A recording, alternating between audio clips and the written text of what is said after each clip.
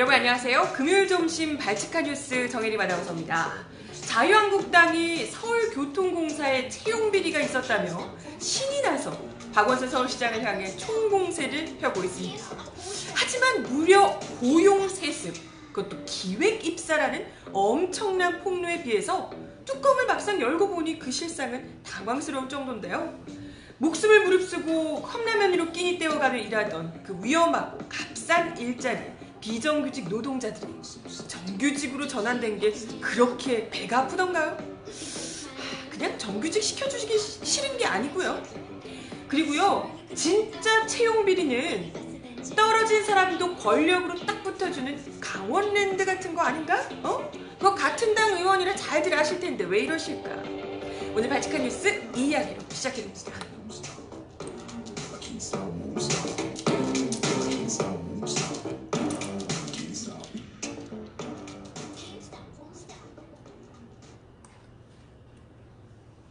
네, 여러분 어서오세요. 10월 19일 발칙한 뉴스 정혜림 아나운서입니다. 벌써 금요일이 됐네요. 어느덧. 네. 참 이번 주에 사실 자유한국당이 뭐 이것저것 해보려고는 했으나 잘 안 되다가 막판에 이제 요거 하나 잡아서 채용비리 뭐 이렇게 잡아서 지금 갑자기 열이 올라서 뭐 이렇게 힘을 내고 계신 것 같아요. 어떻게 좀 파이팅을 해보시려고 하는 것 같은데 그게 참 뭐랄까 사람이 그렇거든요. 마음이 조급하면 뭐가 잘 안 돼요. 이게 하나하나 좀 팩트 체크도 해보고 좀 크로스 체크도 해보고 진짜가 맞는지 이것 좀 보고 해야 되는데 이게 뭐 하나 건졌다 이러니까 막 얼른 터뜨리기 바빠서 얼른 전국을 내가 바꿔놔야지 이런 좀 마음이 조급해지니까 이게 이제 막 뭐 앞서는 거죠. 근데 막상 이렇게 해서 터뜨렸는데 까놓고 보니까 뭐 다 이상해. 뭔가 다 오히려 재발등 찍기가 되고 오히려 자신들의 허술함만 드러나고 이런 게 지금 계속해서 지금 자유한국당의 패턴이 아닐까 이런 생각이 들어요. 심재철 의원도 뭐 그러시더니 지금 이번에 서울교통공사 채용비리 의혹과 관련해서 열심히 자유한국당이 대여 공세를 해보겠다고 나서고 있는 것 같은데 쉽지 않아 보입니다. 어제 이거 보니까요. 사진 장난 아니에요. 보이시죠? 살벌한. 여기 중간에 보면 김성태 원내대표도 계십니다. 서울시청의 원내대표가 직접 들이닥쳐서 서울시 국정감사까지 파행시키고 난리도 아니었다고 합니다. 아니 근데 야당에서 국정감사를 파행시키는 건 참 신기한 일인데, 그죠? 자유한국당이 그것도 서울시 이 교통공사에서 젊은이들의 일자리를 탈취했다며 그렇게 이제 막 국감 파행시키고 난리도 아니었다고 합니다. 어머! 젊은이들 일자리 걱정을 자유한국당이 언제부터 그렇게 하셨을까? 되게 생소하네요. 일단 뭔 얘기인지 뭐 아시겠지만 기사 보신 분들은 아시겠지만 조금 짚어보고 가겠습니다. 우선 자유한국당이 주장하는 무려 기획 입사 채용비리란 이런 겁니다. 서울교통공사가 지난 3월에 정규직으로 전환한 무기계약직 1285명 가운데 108명이 약 10%가 좀 안 되는 수죠. 기존 직원들의 친인척으로 드러났다는 거예요. 기존 직원들의 친인척이 있을 수 있지 않나? 사장의 친인척이면 약간 좀 이상할 것 같은데 기존 다니고 있는 직원들의 친인척으로 드러났대요. 이게 그렇게까지 큰 문제일까요? 그러면서 서울교통공사의 일부 직원들이 나중에 정규직으로 전환될 수 있다는 걸 미리 알고 그 정보를 미리 입수하고 자신의 친인척들에게 무기계약직으로 지원하도록 한 거 아니냐 이렇게 이야기를 하는 겁니다. 그러니까 이게 지금은 무기계약직이지만 조금 있다가 곧 정규직 될 것 같으니까 친인척들한테 다 뿌려서 너네 지금 미리 무기계약직으로 입사해 이렇게 했다는 거예요. 이거 거의 이런 능력이 있으면 전 로또를 살 것 같은데 직원들이 그럼 어떻게 알고? 그러면서 막 이래요. 서울교통공사를 취직하기 위해 많은 취업준비생들이 공부하고 공개 채용 경쟁률은 60대 1, 70대 1을 넘는다. 그런데 서울시 산하 공기업에서 노조, 임직원의 친인척이 정규직으로 전환되면 공기업에 들어가기 위해 매일 열심히 살고 있는 취업준비생들은 어떻게 하는 것이냐? 부모 잘못 만난 자신의 신세를 한탄하지 않겠냐? 라고 몰아세운 겁니다. 어머 참. 뭐 이런 얘기를 막 강원랜드 그 채용비리의 피의자격인 자유한국당에서 이런 얘기 하시니까 되게 어처구니 없는데요. 그래도 일단 문제가 있으면 이건 또 문제니까요. 살펴볼게요. 아니 무슨 이분들이 모두가 꿈꾸는 신의 일자리에 갑자기 비정규직이다가 정규직으로 이렇게 전환된 것 같은데 이번에 정규직 전환된 이분들이요. 정말 전형적인 비정규직 노동자들입니다. 우리 많이들 아시겠지만 그 스크린도어 김군 아시죠? 스크린도어를 고치다가 안타깝게 열차에 치여서 그 젊은 나이에 목숨을 잃었던 안타까운 김군.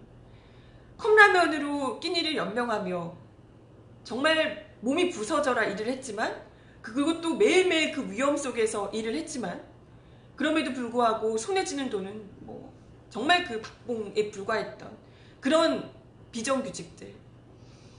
이런 분들, 이런 정말 사회적으로 큰 파장을 일으켰던 이런 사건 이후에 이 서울시에서 직접 이러한 안전 관련직들을 정규직화 하겠다. 이것도 뭐 나서서 이렇게 한 게 아니고요. 정말 그 관련된 업종의 사람들 또 시민사회에서 이런 업무 같은 경우에는 정말로 정규직화 해야 한다.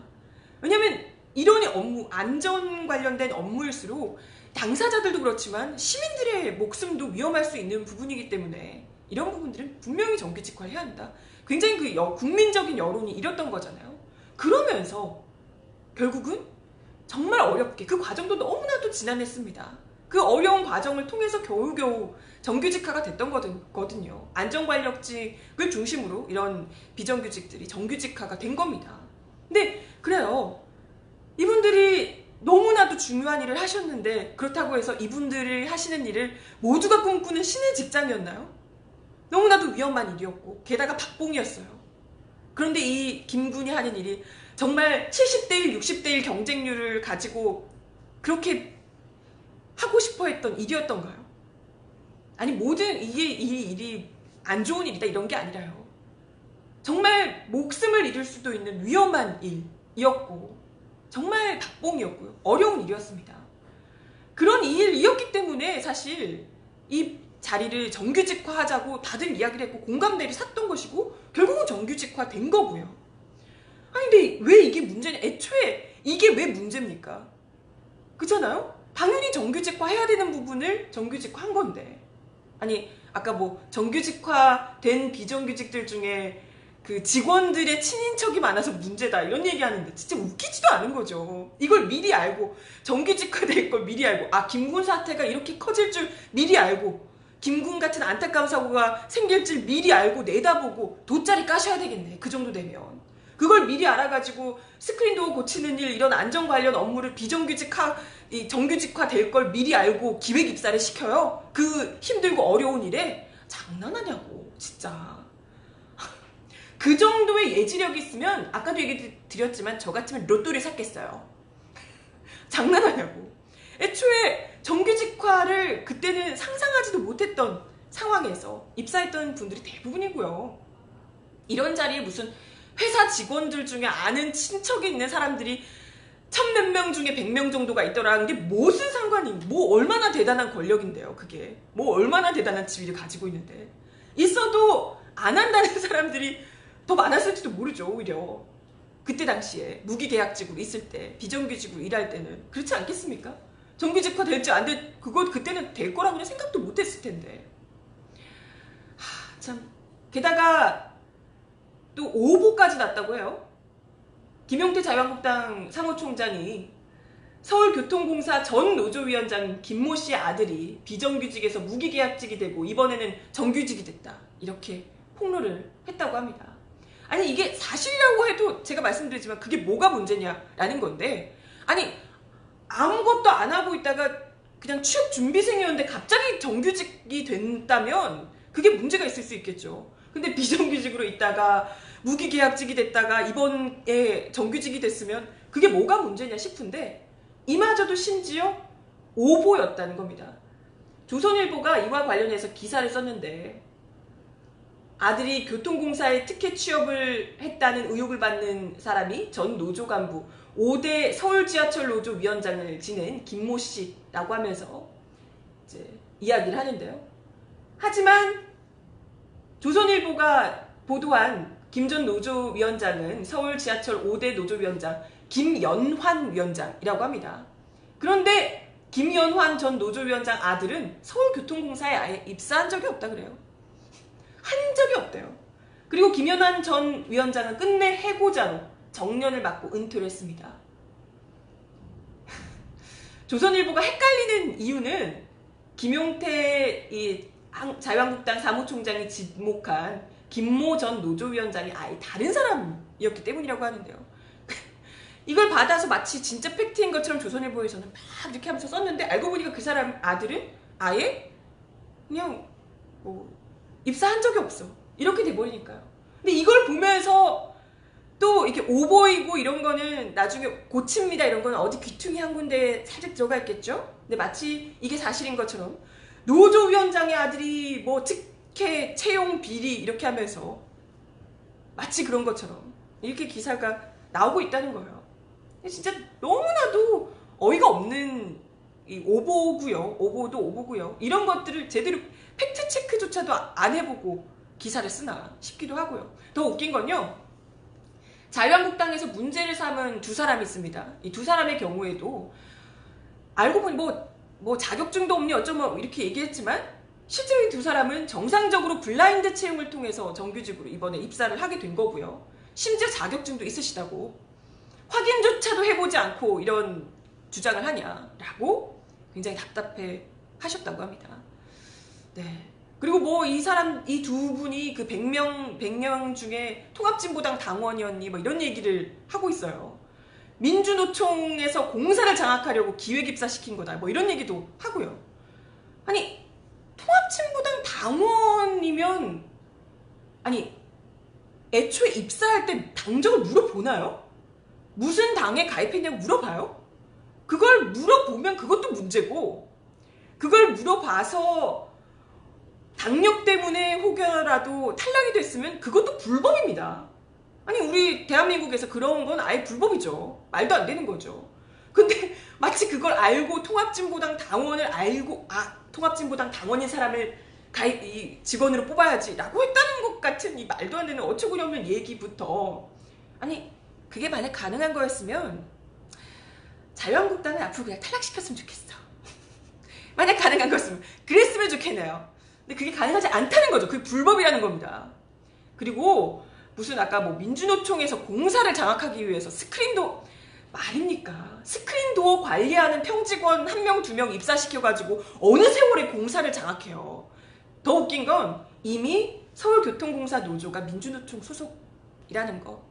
아니 이미 민주노총 소속으로 돼 있는데 왜 굳이 새로 입사를 시키겠어요? 말이 안 돼. 다 말이 안 돼요. 다 말이 안 돼. 이런 얘기를 하면서 마치 자기들이 젊은이들의 이 정말 채용 지금 안타까운 상황을 너무나도 같이 분노하고 있다는 둥 이런 이야기하는 건 정말 너무 가증스럽지가 않냐고요. 이들의 본심은 사실 이 말에서 드러납니다. 이 김용태 의원이 정규직으로 전환된 이들을 이번에 비정규직에서 정규직으로 전환된 이들이 자격증도 없는 무자격자, 전공시험, 영어, 인적성 검사 등의 어려운 시험을 거치지 않은 황당한 채용, 수준 뭐 이런 얘기를 하면서 마치 정규직으로 전환된 게 이런 수준 낮은 이들을 정규직으로 전환시켜줬기 때문에 문제다. 이렇게 얘기를 하는 겁니다. 이게 뭐겠어요? 어떻게 니깟 것들이 너희들처럼 열등한 애들이 감히 정규직을 꿈꿀 수 있어. 정규직을 하려고 해. 라는 얘기 아니겠어요? 아니 이분들이 그간 정말 목숨 걸고 너무나도 열심히 일해온 이런 분들이 정규직으로 일을 하는 것이 대체 뭐가 문제냐? 저는 거듭 묻습니다. 뭐가 문제예요? 이런 사람들이 왜 정규직이 되면 안 되냐? 애초에 그 비정규직이었던 그 국민들을, 노동자들을 아예 정말 뭐랄까요? 열등한 국민으로 그냥 낙인 찍고 제대로 뭐 그분들의 권리든 뭐든 생각조차 않았던 이런 사람들이 마치 젊은 층을 위하는 것처럼 이렇게 뭐 젊은 층이 분노하고 있다 이런 류의 얘기하는 것 자체가 얼마나 가식적이고 가증스러운가 거듭 묻습니다. 하여간 무슨 이런 말도 안 되는 주장하면서 뭔가 음험한 것처럼 음험한 뭔 게 있는 것처럼 기획입사 뭐 젊은이들이 분노를 하고 있다 이렇게 울부짖으시면 참 우리 강원랜드 이런 거 지켜본 우리 국민들이 얼마나 어처구니가 없는지 정말 황당하죠? 응? 아니 기획입사 이렇게 힘들게까지 할 것도 없잖아요. 비정규직해서 무기계약직 가서 정규직 너무 어렵잖아요. 이런 거 할 것도 없이 완전 금배지발로 그냥 꿀 일자리에 발을 꽂아주신 그것도 채용 기준 바꿔가며 사람에 따라 바꿔가며 탈락된 사람을 바로 금배지발로 꽂아주신 이런 분들도 계신데 지금 무슨 비정규직에서 무기계약직에서 정규직까지 그것도 그렇게 어렵고 박봉인 일자리를 하겠다고 직원의 친인척들이 그 고생을 굳이 하겠냐. 아니 그것도 이런 분들이 그런 얘기를 하시니까 너무나도 황당한 거죠. 에? 아직까지 지금 이 강원랜드 채용비리와 관련해서 자유한국당은 이렇다 할 얘기 없죠? 네, 아직도 없으시죠? 전혀 이분도 뭐 너무 여전히 아무 잘못한 것도 없다라고 뻔뻔하게 얘기를 하고 계시고 이런 분들이 채용 비리 운운하면서 뭐 분노한다 이렇게 하시니까 진짜 이 젊은이 정말 분노스럽네요. 에? 분노가 끓어오르네 막 이 젊은이. 아니 물론 서울교통공사에서 채용 비리가 있다면 그것도 처벌을 해야 합니다. 당연하죠. 뭐 이게 규모가 작건 크건 채용 비리가 진짜 있다면 해야죠. 뭐 박원순 서울시장도 또 서울교통공사도 감사원 감사를 받겠다고 했으니까 이것도 지금 뭐 사실이 가려지면 되겠죠. 근데 아직까지 현재로서 친인척 비율이 직원들의 친인척 비율이 상당히 높다. 이것 외에는 채용 비리라고 할 만한 증거나 정황이 없다는 거예요. 직원들의 친인척 비율이 그냥 높다. 이것만으로 채용 비리다? 라고 할 수 있을 만한 근거가 지금 나오지 않고 있다는 거죠. 그러니까 자유한국당도 뭐 했던 얘기만 지금 계속해서 하시는 것 같은데 이렇게 채용 비리에 분노하시고 관심이 드높으신 걸 알았다면 강원랜드를 보다 더 정말 더 많은 젊은 층들을 분노케 했던 강원랜드 건을 그야말로 당 차원에서 주도적으로 앞장서서 제대로 그 실상을 파헤쳐 주시면 정말 국민들의 지지를 받게 되지 않을까요? 이분부터 그런 생각이 드나요? 네, 참. 아니 뭐 서울교통공사도 감사 받으시고요. 그리고 동시에 강원랜드도 확실하게 이렇게 막 아까 사진 보셨죠? 서울시 쳐들어가가지고 완전 막 험악한 분위기 내고 강원랜드를 그렇게 하셨어야죠. 강원랜드를. 그랬으면 우리 국민들이 조금이라도 자유한국당이 웬일이지? 생각이라도 했을 텐데 잘못 짚으셨어요.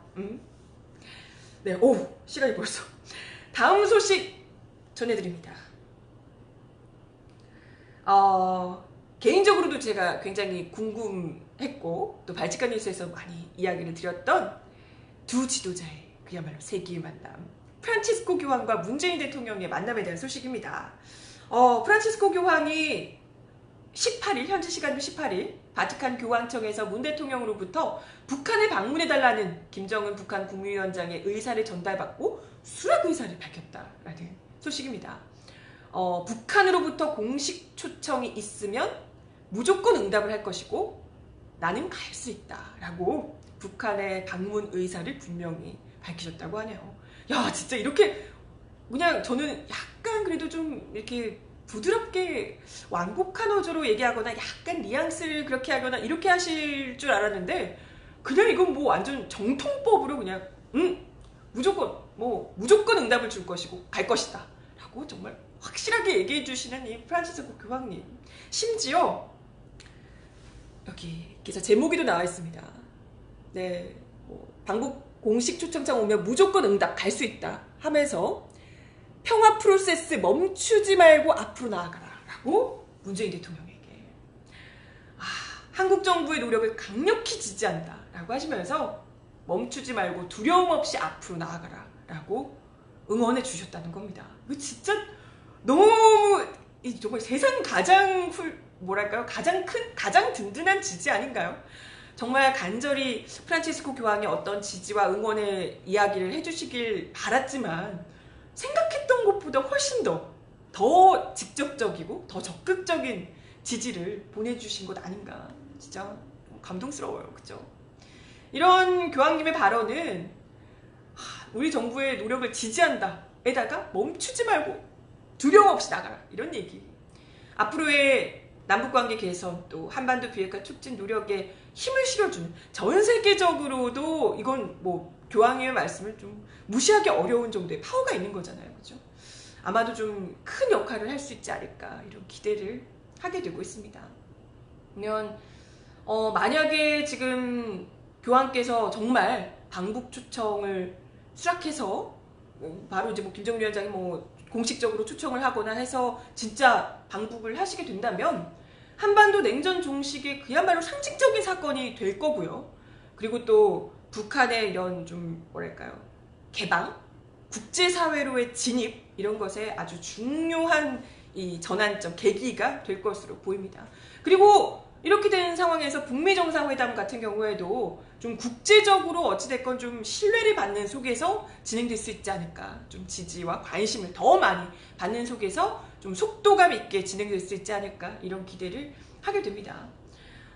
참. 그동안도 이 프란치스코 교황께서 세계 곳곳의 분쟁에 직접 적극적으로 중재자로서 개입하는 역할을 해오셨는데, 이번에도 또 이게 처음이 아니라 그 이전에도 우리 남북 정상회담 있고 뭐 이럴 때마다 프란치스코 교황이 적극적으로 또 관심과 애정을 드러내 온 바 있습니다.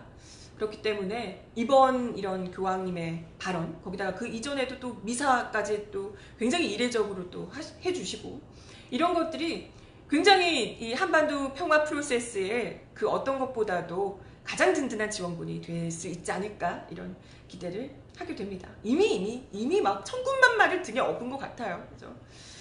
만약에 프란치스코 교황이 방북이 성사가 된다면 내년이 될 가능성이 또 높아 보인다고 하네요. 프란치스코 교황이 최근에 내년 중에 일본을 방문하고 싶다 이런 얘기를 하신 적이 있다고 해요. 그래서 일본에 또 오시는 김에 북한도 같이 이제 방문하게 되시지 않을까 이런 이야기도 나오고 있다고 하네요. 그래서 카톨릭 내부에서는 내년 봄에 교황이 방북할 가능성이 있다 이런 얘기를 하고 있기도 하고요. 그래서 가급적 좀 빨리 교황 방북이 이루어져서 참 이게 어렵게 끌고 나가고 있는 이 한반도의 평화가 확실하게 무르익게 되는 그야말로 대탕트 시대가 만연하게 되기를 기대해 보겠습니다.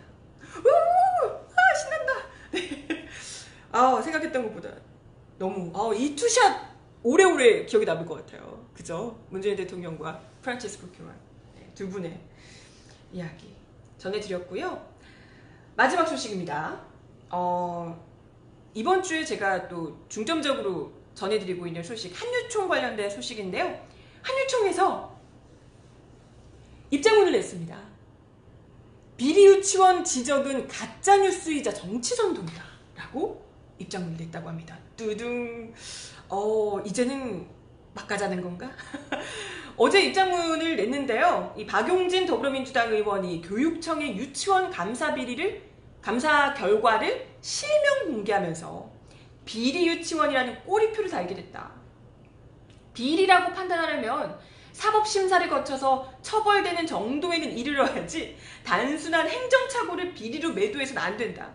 자기들이 할 수준은 너무 수준이 낮기 때문에 사법 처리되는 정도가 비리지 우리 정도는 너무 약한 거다. 단순한 행정착오에 불과하다. 이렇게 주장을 하신 겁니다. 네. 처벌받는 수준이면 진짜 심각한 거 아닌가? 아무튼 그러시면서 공개된 감사 결과를 살펴봐도 유치원에 내려진 행정처분 4,818건 가운데 96%인 4,252건이 현지 조치, 주의, 시정, 경고, 개선, 통보 등 지도, 계도 처분에 불과하다며, 그렇기 때문에 비리 유치원이란 지적은 가짜뉴스이자 정치선동이다 라고 반발했다고 합니다. 아니 근데 실제 사례로 나오는 것들 보면 너무 기가 막힐 정도인데, 그런 정도들이 현지 조치, 주의, 시정, 경고, 개선 이런 것밖에 안 된다면 이 감사를 뭐랄까요? 처벌 수위가 너무 약한 거 아닙니까?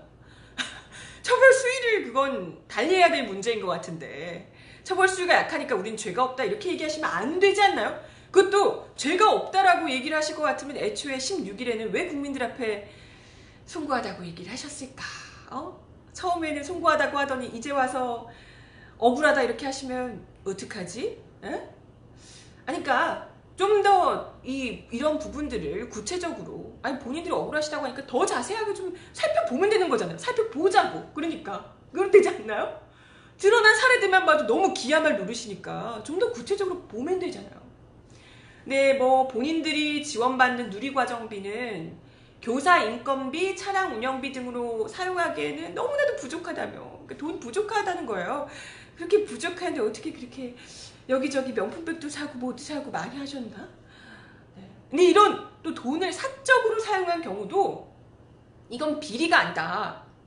적자와 수익률 모두를 개인 사업자가 책임지는 사립 유치원 같은 경우에는 자기들 적자도 책임져야 되기 때문에 투자금 회수하는 것도 개인 재량에 맡겨져 있다.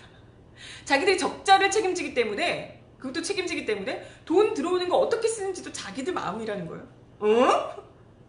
설립자가 유치원 땅과 건물에 출자한 개인 재산, 즉 투자 원리금과 이자를 상당히 초과하는 정도로 이체받지 않는 한 위법도 비리도 아니다.